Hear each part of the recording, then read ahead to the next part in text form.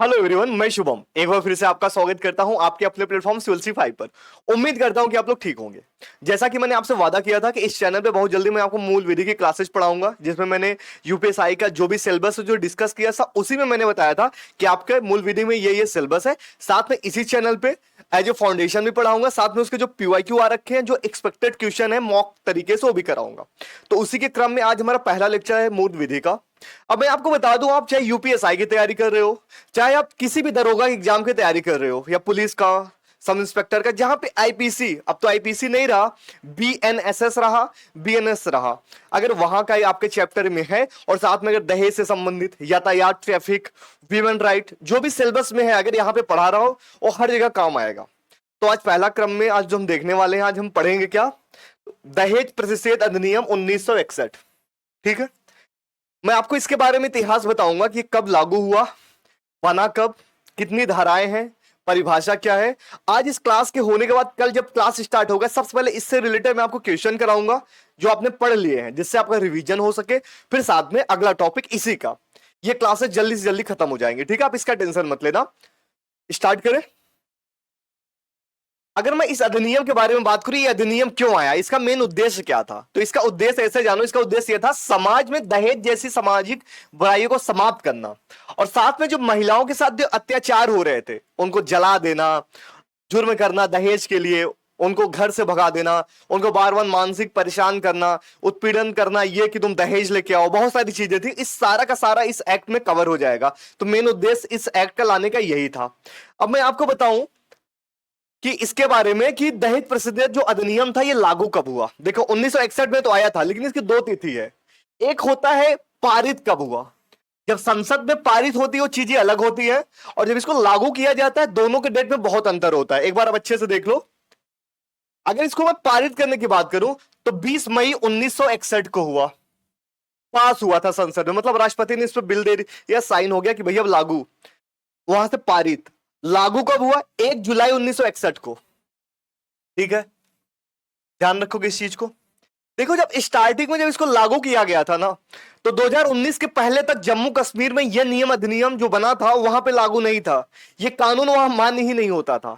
पूरे भारत के लिए तो था, लेकिन 2019 से पहले तक जम्मू कश्मीर को छोड़ के हर जगह था। लेकिन 2019 के बाद रीऑर्गेनाइजेशन एक्ट 2019 में जब आया, उसके बाद से संपूर्ण भारत में लागू हुआ। तो ध्यान रखोगे, इसमें हमने दो बात सबसे ज्यादा सीखी। दो बातें क्या सीखी? सबसे पहला आप ये जानो कि ये पारित कब हुआ। पारित हुआ था 20 मई को 1961। लागू कब किया गया? अगर लागू की बात आएगी तो आप बताओगे 1 जुलाई 1961 को। अब स्टार्ट करते हैं सेक्शन के बारे में। टोटल कितने सेक्शन है मैं आपको बता दूं, दहेज प्रतिषेध अधिनियम में टोटल 10 सेक्शन हम पढ़ने वाले हैं। ठीक है, टोटल हम कितने सेक्शन पढ़ने वाले हैं? टोटल हम 10 सेक्शन पढ़ने वाले हैं, जिसमें हम परिभाषा पढ़ेंगे, दहेज लेना देना दोनों अपराध है, इसमें क्या क्या सजाएं हैं, कितने जुर्माना का प्रावधान है कि दोनों हो सकता है, साथ में दहेज किस किस टाइम लागू होता है, मतलब दहेज कब माना जाएगा, विवाह के समय, विवाह से पहले, या विवाह के टाइम, सारी चीजें हम पढ़ने वाले हैं। ठीक है, तो ध्यान से समझो। सबसे पहले बात करते हैं सेक्शन 1 के बारे में। सेक्शन 1 क्या कहता है? सेक्शन 1 नाम बताता है एक्ट का, साथ में कहां पे लागू होगा क्षेत्र बताता है। ठीक है, तो स्टार्ट करते हैं। इस अधिनियम का नाम दहेज प्रतिषेध अधिनियम है। ठीक है, यह भारत में लागू होता है, संपूर्ण भारत में, लेकिन जम्मू कश्मीर को छोड़ के पहले। लेकिन अब 2019 के बाद यह पूरे भारत में लागू हो गया। तो सेक्शन 1 में सबसे बड़ी बात क्या है? अगर आपसे पूछा कि सेक्शन 1 में क्या दिया गया है, जो दहेज प्रतिषेध अधिनियम है, सेक्शन 1 में क्या दिया गया है, तो आप क्या बताओगे? उसमें दिया गया है कि संक्षिप्त नाम, विस्तार और प्रारंभ। ये प्रारंभ कब हुआ? ये प्रारंभ हुआ 1961 से। ठीक है, पारित कब हुआ? 20 मई को। लागू कब हुआ? 1 जुलाई को। और 2019 के बाद पूरे भारत में लागू हो गया। उसके पहले जम्मू कश्मीर में छोड़ के हर जगह लागू था। बात ध्यान रखोगे खूब अच्छे से। अब आगे आ जाओ सेक्शन 2 के बारे में। सेक्शन 2 बहुत महत्वपूर्ण है। आपसे यह पूछ लिया कि ऐसा कौन सा एक सेक्शन है जिसमें दहेज की परिभाषा दी गई है, दहेज की परिभाषा का मीनिंग किसमें दिया गया है, तो आप बताओगे कि दो दहेज प्रतिषेध अधिनियम 1961 वाला जो इसमें सेक्शन 2 है, उसमें परिभाषा दिया गया है। अब परिभाषा क्या है? दहेज की परिभाषा होता है कि किसी भी तरह का धन संपत्ति या कीमती वस्तु जो विवाह के समय, विवाह से पहले या बाद में, देखो इसमें 3 टर्म एंड कंडीशन दिया गया, इस बात का ध्यान रखना। एक तो विवाह, ये विवाह केंद्र में रख लो, दहेज कब माना जाएगा, या तो विवाह से पहले, ठीक है, या तो विवाह के बाद, या तो विवाह के टाइम, या तो विवाह के समय। ये तीन ही चीजें इसके केंद्र में, ये ध्यान रखना। इस तीनों केंद्र के अलावा कोई इसकी मूल बिंदु नहीं है, ठीक है, ये चीज ध्यान रखना। तो ये तीनों कंडीशन आपको समझ में आई। दहेज के समय, मतलब दहेज का जो मैंने आपको बताया मेन मीनिंग, कब कब माना जाएगा, शादी के समय, या तो आप गिफ्ट ले रहे हो, गिफ्ट, और या सामान लेना, धन संपत्ति, सारी चीजें अलग अलग है। अभी मैं आपको बताऊंगा कहां पे गिफ्ट समझा जाएगा, कहां पे धन संपत्ति समझा जाएगा, कहां पे इसको दहेज माना जाएगा, ठीक है। पहले कंडीशन समझो, विवाह के टाइम, विवाह से पहले, विवाह के बाद, ठीक है। क्या क्या ले सकते हो, धन हो गया, संपत्ति हो गया, कीमती वस्तु हो गया, ठीक है। सीधे या अप्रत्यक्ष रूप से दी जाए या जबरन या मांगने पर उसे दहेज कहा जाएगा। ध्यान से समझो, किसी तरह का धन है, संपत्ति है, सीधे, सीधे का मतलब आपने डायरेक्ट मांग लिया। अब इसमें होता कौन कौन है, ये ध्यान से रखो। लड़की का पक्ष होगा और लड़के का पक्ष होगा। लड़की के माता पिता अगर लड़के के माता पिता को दे रहे हैं, या फिर इनके रिश्तेदार द्वारा भी कोई चीज अगर मांगी जा रही है, वो भी दहेज के अंतर्गत ही आता है, ये चीज ध्यान रखना। लड़के के अगर रिश्तेदार भी कुछ अगर वहां से मांग कर रहे हैं, ये भी दहेज के अंतर्गत आएगा। ध्यान रखोगे। दहेज किस टाइम पे, शादी से पहले, शादी के बाद, या शादी के टाइम। क्या क्या, धन, कीमती वस्तु, घर के जायदाद, कार, कुछ भी आप मांग रहे हो, सारी चीजें, सब कुछ इसमें इंक्लूड है। अब देखो, बहुत लोग का डाउट होता है ना, डाउट ये होता है कि दहेज में क्या क्या आता है। तो इसके लिए मैंने एक अलग से लिस्ट बना रखी है, ध्यान से देखो। नगद राशि, अगर लड़के ने 5 लाख रुपए दहेज मांग लिया, जमीन, फ्लैट, दुकान मांग लिया, बाइक, कार, स्कूटर मांग लिया, mobile, fridge, TV, washing machine मांग लिया, हार, चूड़ियां, अंगूठी, फर्नीचर, रसोई के सामान, विदेश यात्रा, नौकरी लगवाने का वादा भी इसके अंतर्गत आता है। याद रखना, दहेज देने का मतलब यह है कि तुम मेरी बेटी से शादी कर लो, मैं तुम्हारा इसमें नौकरी लगवा दूंगा, ये भी प्रकार का दहेज ही है, ये चीज ध्यान रखना। तो इस झांसे में मत आना, इसमें भी आप कानूनन सजा का प्रावधान है, आप अपराधी पाए जाओगे। ध्यान रखोगे इस चीज को, एक बार अच्छे से देख लो, शायद क्लियर हो रहा होगा। अगर नहीं हो रहा होगा तो पीडीएफ के लिए परेशान मत होना, जैसा कि मैं हमेशा बोलता हूं, टेलीग्राम चैनल पे जुड़ जाओ, वहां पे मैं इसकी पीडीएफ अपलोड कर दूंगा, ठीक है। एक चीज ध्यान रखना, दहेज एक और है जिसको दहेज नहीं बोला जाता, जिसको महर बोलते हैं। महर क्या होता है, महर होता है मुस्लिमों में निकाह के टाइम पे। अच्छा, दहेज में क्या होता है कि जो स्त्री का पक्ष होता है, मतलब लड़की का पक्ष, वो लड़के को देता है। लेकिन महर में क्या होता है, यहां पे जो मेल होता है, मेल फीमेल को यहां गिफ्ट देता है, और ये एक प्रथा है, ठीक है, ध्यान रखो। ये इसको राशि देता है, जो भी चीजें देती है, तो ये एक प्रथा है, दहेज के अंतर्गत नहीं आता, ये इस्लामिक में होता है, इस्लाम में। ध्यान रखो इस चीज को लेकर के, ठीक है। अब सेक्शन 3 के बारे में बात कर रहा हूं। सेक्शन 3 में सीधे सीधे कहा गया कि दहेज लेना और देना दोनों अपराध है। अगर आप दहेज ले रहे हो या दहेज दे रहे हो, दोनों में दोनों अपराध है। और यदि कोई व्यक्ति दहेज ले रहा है या देता है, उसे 5 साल तक की सजा और 15,000 रुपए का जुर्माना, ठीक है। या फिर जितना आपने दहेज दे रखा है उतना जुर्माना, मान लो आपने 2 लाख तक का दहेज दे रखा है, उतनी राशि का आपके ऊपर जुर्माना लगाया जा सकता है। ये चीजें ध्यान रखना। सेक्शन 3 के अंतर्गत सीधे सीधे ये कहा गया है, दहेज लेना, दहेज देना दोनों कानूनन अपराध है। अगर आप ऐसे करते हुए पाए जाते हो, 5 साल की सजा, साथ में 15,000 का जुर्माना। और जुर्माना अगर उसका मन है, ठीक है, नहीं मन है, सरकार अगर चाहे, अगर सरकार का मतलब यहाँ पे कोर्ट अगर चाहे, तो डायरेक्ट आपके ऊपर यह भी जुर्माना लगा सकती है, जितनी आपने धनराशि का दहेज लिया है उतना डायरेक्ट आपको एज ए जुर्माना पे करना होगा। ध्यान रखोगे। अब सेक्शन 4 की बात हो रही है। सेक्शन 4 भी बहुत इंपॉर्टेंट है। दहेज की मांग करना भी एक अपराध है। आप खुद से बोल रहे हो कि मुझे जमीन चाहिए, मुझे कार चाहिए, मुझे ये चाहिए, मुझे वो चाहिए, ये भी एक अपराध है। और इसकी परिभाषा सेक्शन 4 में दी गई है। इसमें क्या कहता है, कोई व्यक्ति प्रत्यक्ष या अप्रत्यक्ष रूप से दहेज की मांग करता है तो उसे 6 महीने से लेकर के 2 साल तक की कैद और साथ में 10,000 रुपए तक का जुर्माना हो सकता है।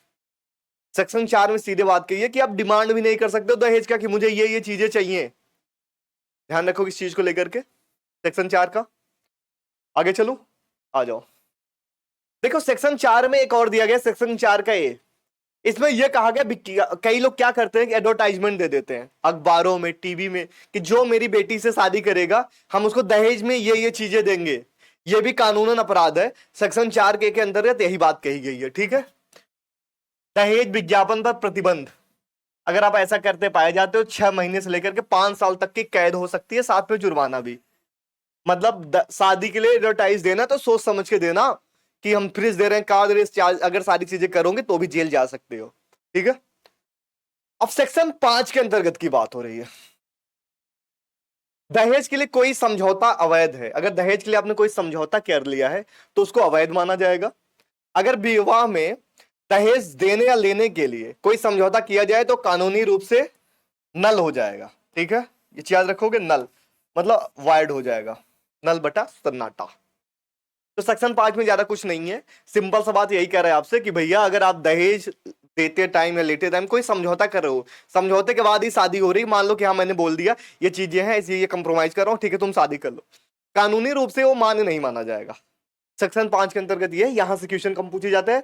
सेक्शन 4 का ए आपसे कभी कभी ऐसे पूछ सकता है कि शादी के लिए विज्ञापन में देना दहेज के बारे में बताना क्या कानूनन अपराध है, अगर है तो किस सेशन में है, किस सेक्शन में है, सेक्शन सॉरी। ठीक है, तो आप 4 का ए बताओगे, ध्यान रखना बहुत इंपॉर्टेंट है। अब आगे चलते हैं, सेक्शन 6। सेक्शन 6 क्या है? स्त्री धन का संरक्षण। देखो ये बहुत ही ज्यादा जरूरी है, इसके बारे में ध्यान रखना। सेक्शन 6 से क्वेश्चन आते ही आते हैं। मैंने अभी आपके मन में एक क्वेश्चन डाला था गिफ्ट के बारे में, दहेज और गिफ्ट में अंतर क्या है। कई लोग कहते हैं ये तो शादी में गिफ्ट मिला है, गिफ्ट का क्या मतलब होता है, मैं आपको गिफ्ट के बारे में सिंपल से बताऊं। स्त्री धन का संरक्षण यहां पे दिया गया है, जो भी संपत्ति विवाह के समय लड़की को दी जाती है वह स्त्री धन होता है। ठीक है, और उसे 3 महीने के अंदर लड़की के नाम पे सौंपना अनिवार्य है। मान लो शादी हो गई, शादी के 3 महीने के अंदर मान लो आपने कार दे दी है अपने दामाद को, और कल को कोई आके केस कर रहा है कि भैया ये तो दहेज दिए हुए हैं, तो ऐसे आपने बोला नहीं ये स्त्री धन है, मैंने अपनी लड़की को दिया गया है। ठीक है, तो 3 महीने के अंदर वो गाड़ी का जो ओनर है, एज ओनरशिप लड़की के नाम पे होना चाहिए। अगर आपने घर या फ्लैट दिया है तो भी लड़की के नाम पे होना चाहिए। ठीक है, ये चीजें ध्यान रखोगे अच्छे से। तो स्त्री धन का मतलब समझ आया, गिफ्ट का मतलब समझ आया। आप कुछ भी दे रहे हो, अगर आप अपनी लड़की को दे रहे हो तो सारी चीजें लड़की के नाम होना चाहिए। शादी अगर के डेट से आप दे रहे हो तो शादी के 3 महीने के अंदर, और शादी से अगर पहले बात हुई है तो शादी से अगर 3 महीने का डेट हो रहा है, मतलब जब भी आप दे रहे हो 3 महीने के अंदर होना अति आवश्यक है, ध्यान रखोगे। अब सेक्शन 7 की बात हो रही है। सेक्शन 7 में यह कहा गया कि मुकदमा दाखिल करने की प्रक्रिया, मुकदमा कौन कर सकता है। मतलब मान लो किसी के साथ अगर दहेज उत्पीड़न हुआ है, उसके बारे में पुलिस को कौन कौन बता सकता है, कार्रवाई कैसे होगी, इसके बारे में कोई भी व्यक्ति बता सकता है। आपका पड़ोसी भी बता सकता है, खुद आदमी भी बता सकता है, जिसके साथ हो रहा है जो औरत है वो भी बता सकती है। ठीक है, और साथ में माता पिता, उत्पीड़क जो है उसके माता पिता। ठीक है, ये ध्यान रखोगे। तो यही है, इसमें कोर्ट संज्ञान लेगा और फिर जैसे हो सकते हैं सारी चीजें होंगी। सेक्शन 7 में यही है। अब सेक्शन 8 की बात हो रही है। सेक्शन 8 में क्या है, जो सजा है वो संज्ञेय, गैर जमानती। इसका मतलब यह है ना कि जो ये सजा है इसमें जमानत का प्रावधान नहीं है। ठीक है, और इसमें कोई कंप्रोमाइज नहीं किया जाएगा, अगर है तो है, सुना नहीं जाएगा, डायरेक्ट जेल में भेजा जाएगा। संज्ञेय क्या मतलब यह होता है कि बिना वारंट के आपको जेल में भेज दिया जाएगा। इसके लिए कोई वारंट की जरूरत नहीं है कि कोई वारंट चाहिए। अगर आपके खिलाफ मुकदमा दर्ज नहीं हुआ है, हो गया है, अगर किसी ने शिकायत कर दी है तो आप डायरेक्ट इसमें जेल जा सकते हो। ठीक है, ध्यान रखोगे। तो संज्ञेय का मतलब क्या है, वारंट की नीड नहीं है। ठीक है, वारंट की नीड नहीं है।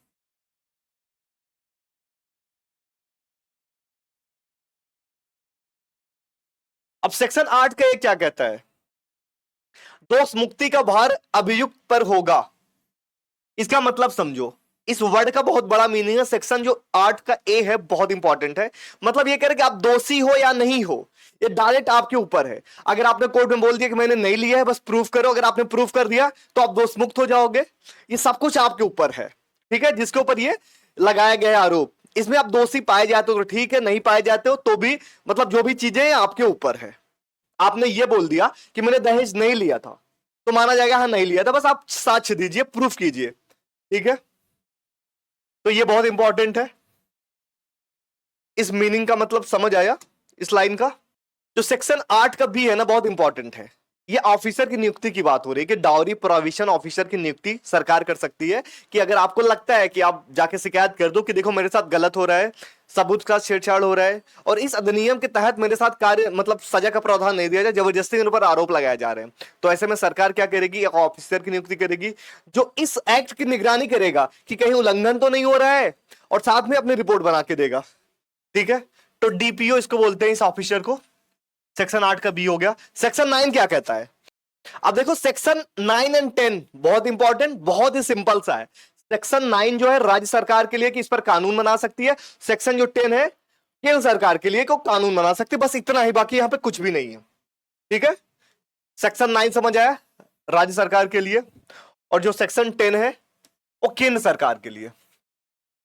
ठीक है, समझ आया?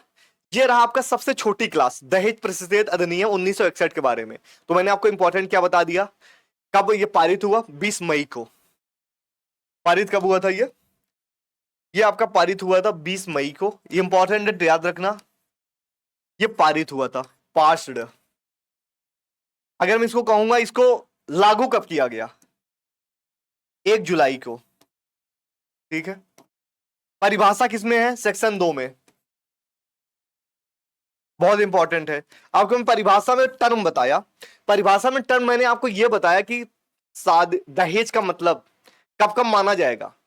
शादी के समय, शादी से पहले, शादी के बाद, तीनों कंडीशन में दहेज माना जाएगा। ऐसा नहीं कि शादी के 10 साल बाद अगर आप कुछ मांग रहे हो दहेज नहीं माना जाएगा, बिल्कुल माना जाएगा। चीजें ध्यान रखोगे इस चीज को लेकर के। और गिफ्ट और दहेज का मतलब समझ आया। और एक महर मैंने बताया था, महर का मतलब जो होता है कि इस्लाम में या फिर मुस्लिमों में एक प्रथा, मतलब एक सामाजिक वो है, इनके रीति रिवाज है। उसमें क्या होता है कि दहेज में होता है स्त्री पुरुष को देते हैं, लेकिन इसमें पुरुष स्त्री को देता है, तो ये एज ए गिफ्ट माना जाता है, तो इसको दहेज नहीं माना जाएगा। और गिफ्ट का क्या मतलब है?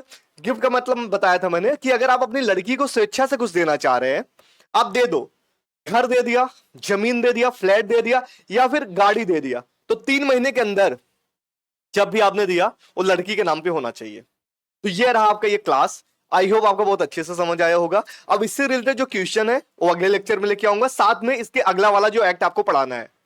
अगर आपको क्लास पसंद आया है, आप चैनल पे नए हैं तो चैनल को सब्सक्राइब कीजिए, साथ में जितना हो सके शेयर कीजिए। Thank you.